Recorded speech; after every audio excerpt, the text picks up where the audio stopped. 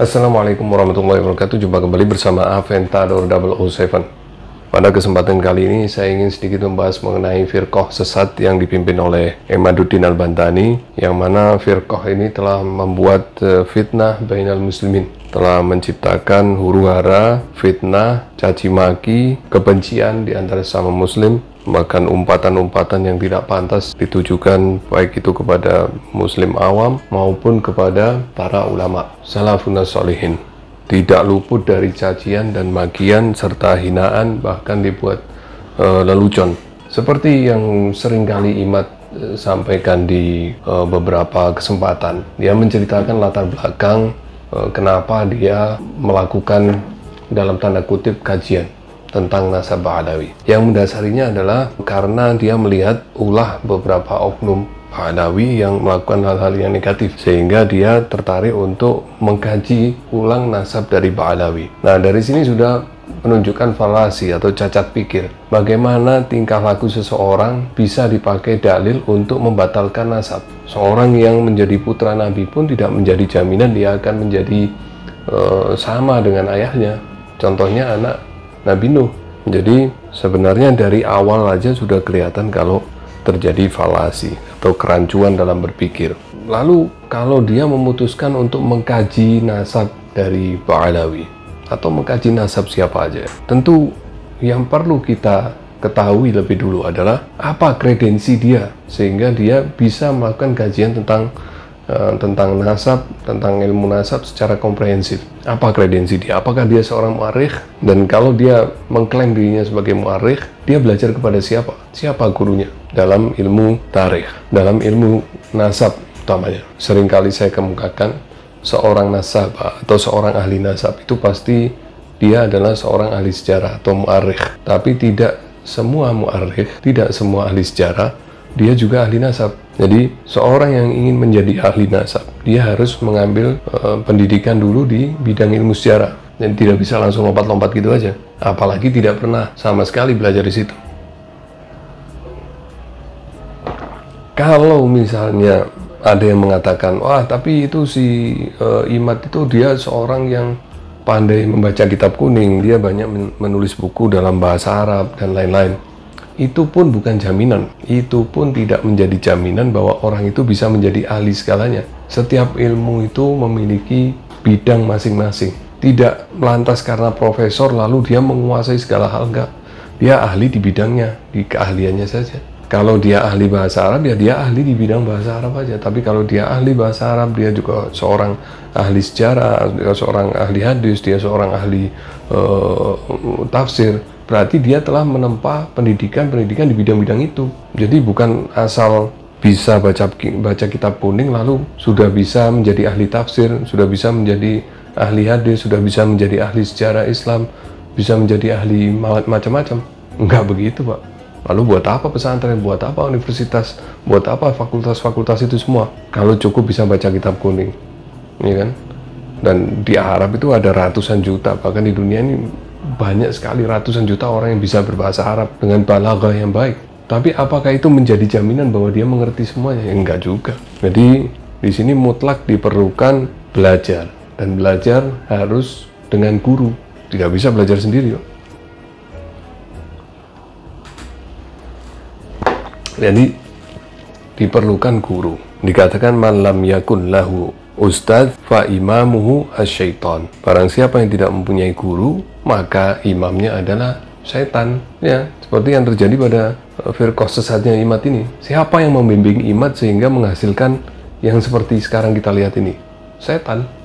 Nggak mungkin ulama akan menghasilkan karya yang menjadi fitnah di mana-mana, ya kan? Di tafsir Ruh Al-Bayan karya Ismail Haqqi Al-Hanafi dikatakan man lam yakun lahu syaikhun fa shaykhuhu asyaiton. Barang siapa yang tidak mempunyai guru, maka gurunya adalah setan. Syekh Abdurrahman bin Yazid, seorang ulama ahli hadis, mengatakan la yu'khadul ilmu illa amman syuhida lahu bi talabil ilmi. Ilmu tidak diambil kecuali dari orang yang disaksikan bahwa ia mencari ilmu, bukan dari orang-orang yang tidak diketahui pernah mencari ilmu. Teman-teman pernah mengetahui nggak Imad itu belajar ilmu sejarah di mana, belajar ilmu nasab di mana, siapa gurunya, atau Ihya Salafi itu? pernah belajar di mana? Atau si siapa Muhsin Tambang Celak itu pernah belajar di mana tentang ilmu tarikh, ilmu nasab? Di mana? Siapa gurunya? Nggak ada. Semua merasa dengan memiliki kitab-kitab tarikh, kitab-kitab nasab, lalu dia merasa sudah menjadi mu'arikh, sudah merasa menjadi nasabah. Coba kita lihat itu si Ihya Salafi live, tumpukan kitab-kitab, baru fotokopi di mana-mana, download PDF di fotokopi, lalu dia jabarkan seolah-olah dia sudah menjadi ahli sejarah, ahli nasab. Apa yang disampaikan juga berantakan semuanya. Dia bicara tentang kitab Al-Istizadah juga tidak sesuai dengan isi kitabnya. Dia bicara tentang kitab Ansab Al-Asyair Al-Arabiyah, itu juga tidak sesuai dengan isi kitabnya. Bertolak belakang. Isi kitab sebagian yang dia sukai diambil, yang dia tidak sukai dia sembunyikan. Nah, itu kalau dia bicara mungkin di mana ya? Yang tidak ada ulama, yang tidak ada orang yang mengerti tentang ilmu bahasa Arab, mungkin ya nggak akan ketahuan. Tapi di Indonesia ini banyak loh ulama. Kalau dia tetap melakukan itu, sama dengan dia menghina ulama, menganggap ulama ini bodoh semua, nggak bisa meng-cross check isi kitab itu. Nah, coba kita lihat dari metode yang digagas oleh Imad ini. Jadi Imad ini bukan seorang mu'arikh, bukan seorang nasabah. Dia dalam hal berbicara tentang nasab, dia tidak menggunakan kaidah ilmu nasab yang baku yang disepakati oleh ulama-ulama nasab, tetapi dia menciptakan kaidah sendiri. Sedangkan dia seperti yang dikatakan oleh Syekh Abdurrahman bin Yazid bin Jabir tadi, la yu'khadul ilmu illa amman syuhida lahu bi talabil ilm. Ilmu tidak diambil kecuali dari orang yang disaksikan bahwa ia mencari ilmu, bukan dari orang-orang yang tidak diketahui pernah mencari ilmu. Dia tidak diketahui pernah mencari ilmu, tapi dia sudah menciptakan kaidah sendiri. Makanya dia tidak berani menyampaikan kaidahnya ini, menyampaikan ini semua, pemikirannya ini di hadapan para ahli ilmu. Dia menjajakan gagasannya ini di kampung-kampung seperti penjajah rombengan. Dia melemparkan ini di masyarakat awam, lalu dia menyerahkan masyarakat awam untuk menilai. Ini kan nggak begitu caranya. Jadi kalau suatu ilmu yang benar-benar ilmu, yang benar-benar tesis, itu mesti diajukan di hadapan para pakar, diuji oleh para pakar. Lalu setelah fix, setelah final, setelah sempurna, baru disajikan ke masyarakat awam, sehingga masyarakat awam menerima itu berupa ilmu, bukan berupa fitnah. Yang diterima masyarakat awam saat ini dari Imad adalah fitnah. Jadi di kitabnya itu si Imad menulis para ahli nasab memiliki metode untuk menetapkan nasab seseorang atau suatu kelompok, komunitas, keluarga tertentu kepada yang diakuinya. Misalnya seseorang yang mengaku dirinya sebagai keturunan Nabi Muhammad SAW yang ke-40 melalui Alwi bin Ubaidillah bin Ahmad bin Isa, kemudian ia menunjukkan urutan 40 nama-nama mulai dari namanya sampai ke Nabi Muhammad SAW melalui jalur tersebut, maka cara untuk mengkonfirmasi kesahihannya adalah dengan dua cara. Pertama, looking up, dan yang kedua adalah cara looking down.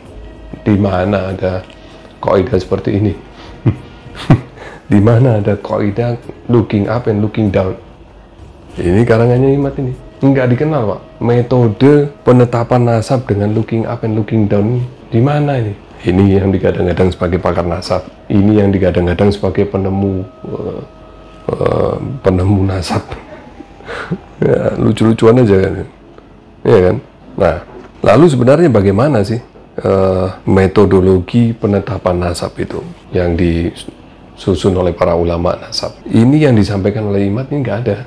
Nah, sementara ulama nasab telah menetapkan metodologi cara penetapan nasab seperti yang tertulis dalam kitab Rasail fi Ilmi Nasab. Jadi kalau dikatakan metode atau turuk dalam penetapan sebuah nasab, maka misalnya ada 5 turuk atau 5 metode, itu bila salah satu saja terpenuhi itu sudah cukup, tidak harus semuanya, kecuali kalau syarat.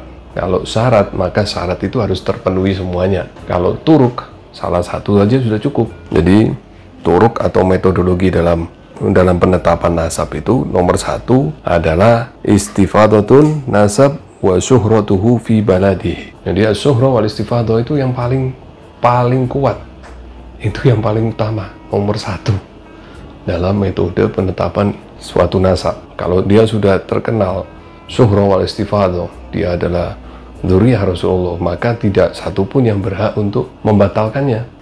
Kemudian yang kedua adalah kutubun nasabin.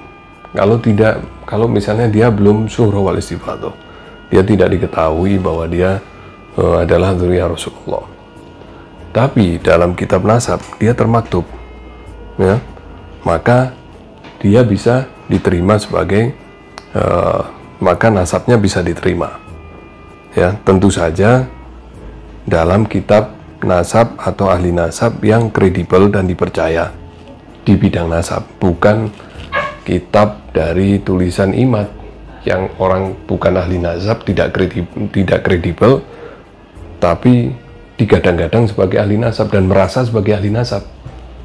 Nah, kitab tulisan Imad itu tidak bisa dipakai. Oke. Kemudian yang ketiga adalah qiyamul bayyinah asy-syar'iyyah, yaitu bukti adanya persaksian secara syariat agama. Itu metode yang ketiga. Dan yang keempat adalah at-ta'rif al-qabilah wa tuqirra. Jadi adanya pengakuan dari suatu kabilah. Apabila misalnya secara syuhrah wal istifadah dia tidak, secara kutubun nasabin dia tidak termasuk, terus secara qiyamul bayyinah asy-syar'iyyah dia juga tidak. Nah, kemudian cara yang berikutnya apa? Ditanyakan ke kabilahnya, ini bagian kabilah Anda apa enggak? Kalau kabilah tersebut mengakui bahwa orang itu bagian dari kabilahnya, maka dia bisa diterima, gitu.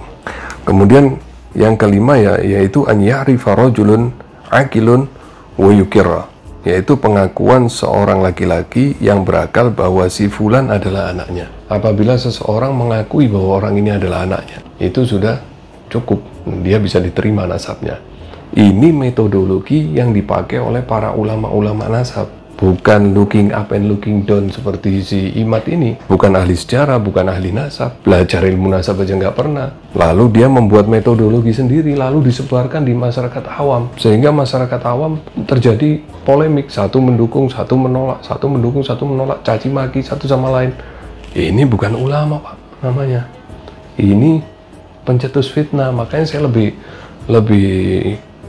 lebih sepakat kalau Imad ini dikatakan sebagai pendiri firqah sesat, firqah fitnah. Jadi begitu. Saya kira untuk kali ini saya cukupkan sampai di sini dulu. Insyaallah nanti kita akan bahas di pertemuan berikutnya. Wassalamualaikum warahmatullahi wabarakatuh.